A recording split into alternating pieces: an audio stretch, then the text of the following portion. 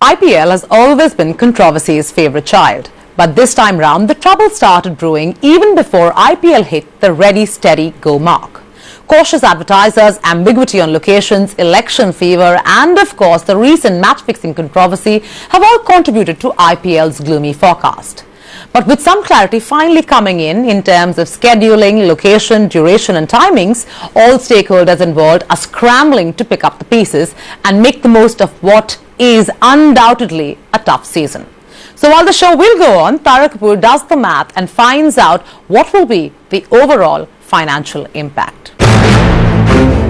It has undoubtedly been a tricky wicket for IPL 7. But so far, the tournament's wobbly innings seems to be continuing despite the bouncers that have been flying left, right and centre.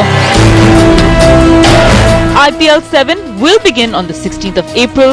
The second leg of IPL 7 will return to India on May 2nd. Pepsi is on board as the title sponsor. Vodafone returns as on-ground sponsor. Amazon is the newbie on board. And according to Setmax, 40% of inventory has already been sold. I think where the uncertainty part was not on so much what's happening around, but whether, where is going to happen, when is going to happen, or whether it's going to happen. I think that post the Supreme Court judgment which came out, interim order, I think that has helped clear a lot of air. So, we've seen now a lot of the advertisers which was, where we had kind of, more or less closed deals, but they weren't getting inked. All those have started happening now. But the picture is not as rosy as it seems. The negativity and ambiguity around IPL this year has definitely taken its toll. And while the show will go on, the question that we're asking is at what cost?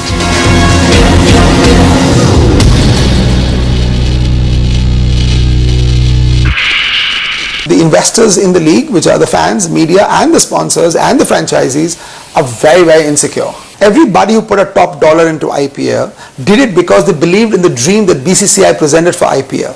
Now in the last 7 years, you've just destroyed that dream every day. You have shown no level of governance, no level of transparency and no future. You're not making IPL future proof. So such inconsistencies do not help anybody. I think this IPL is all about everybody just wanting that tick mark to happen. They just want the tournament to start. They just want the tournament to get over and then look ahead.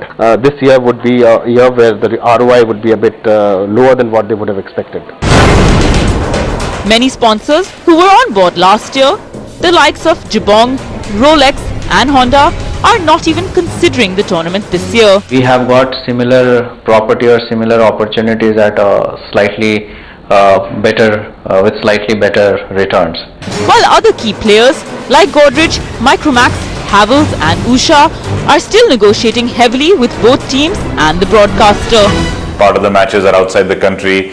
We are also seeing not everybody is getting their home games. Rajasthan, for example, will not be playing in Jaipur, etc. Then there is the rate increase that has taken place. So we're just taking stock of all the various pros and cons and then determining, as we look at our overall media program, whether it has a role to play or not. Earlier in IPL, what used to happen is used to have an advanced planning and used to have bookings done fairly early.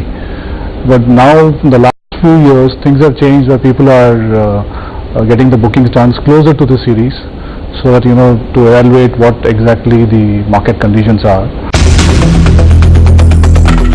Controversy aside, the fact that the first leg of the tournament is outside the country will impact sponsorship deals, especially in terms of on-ground activation. Brands like Pepsi, which forked out a whopping 400 crore rupees for the rights, double the amount paid by predecessor DLF, is demanding additional visibility at IPL venues as compensation for the change in venue of the tournament. Any tournament, our first choice would be that all 100% of the matches, which is 60 matches, are played in India. There's no doubt about it. One of the other bones of contention with many advertisers is the fact that Setmax has increased rates by 15% over last year's. Not only that, even with India reaching the final of the T20 World Cup, the spot rates for the ICC tournament was lower than the current rates of IPL. Hence, heavy negotiation is on to reduce rates to last year's, which unfortunately for Setmax was a discounted rate already. So even if Setmax fills up its inventory by the start of the season, they are still looking to clock somewhere between 600 to 650 crores as opposed to the 800 crores the broadcaster garnered last year. When you have rights, so you have a long association on the game, they will, there's never going to be a time when it's going to be all hunky-dory all the time. So some year might be low, next year might be high. You will, on an overall basis, you'll make up. They don't want to pay top dollar for it. This is a compromised, fractured league. We all know it. I mean, it's let's just do the IPL and get it over with. It's the kind of vibe. While the broadcaster will definitely bear some of the impact, the biggest losers of IPL 7 will be the franchise owners. In fact, some of the team owners we spoke to said with less than a week to go, things are looking extremely difficult and sponsors are playing hardball, giving them sleepless nights. For instance, even Delhi Daredevils, a team that has been out of controversy, is expecting a 10% decrease in its revenues this season. For a tainted team like Chennai Super Kings, the impact is even larger. The team clocked revenues of around 140 to 150 crore rupees last season. Out of that, 17% was from ticket sales, around 75% from sponsorship deals, and the remainder through merchandise, fan clubs, and other activation. The expectation this year is that revenue will drop to anywhere between 100 to 120 crore rupees. IPL 7, a lot of inventory from a team sponsorship point was open for renewals. Yeah, so unusually so in the first 6 years, you have not seen so much of inventory available for IPL teams. But season 7, because there was ample supply available in the market, there has been some kind of hard negotiations from the brand point of views with the franchise owners. For them, the loss is really the loss in terms of the gate receipts, the revenue that they would have had on ground, the revenue that they would have got on ground from sponsors, from sponsorships on their teams, the T-shirts, the logos, the jerseys, the pouring rights, and so on and so forth.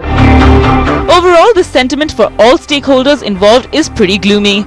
All parties, be it BCCI, Setmax or franchisee owners, are simply looking to get that check mark to say IPL 7 happened, count their losses and work towards a bigger, better, brighter tournament next year.